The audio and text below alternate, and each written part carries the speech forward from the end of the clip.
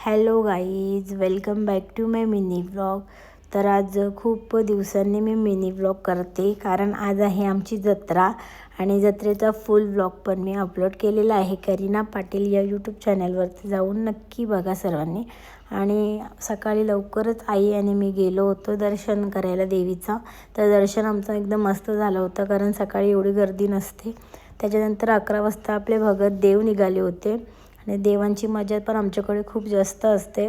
तुम्हाला गर्दीवरनं समजलंच असेल. आणि इकडे मी देवांची आम्ही वाट बघतोय कधी येतील आपल्या घराजवळ. असं सर्वजण आम्ही बाहेर उभे होतो असे. आणि बघा, ही सगळी आमचीच फॅमिली आहे.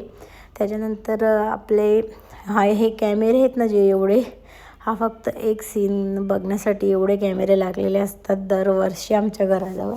आणि तो सीन हा आहे.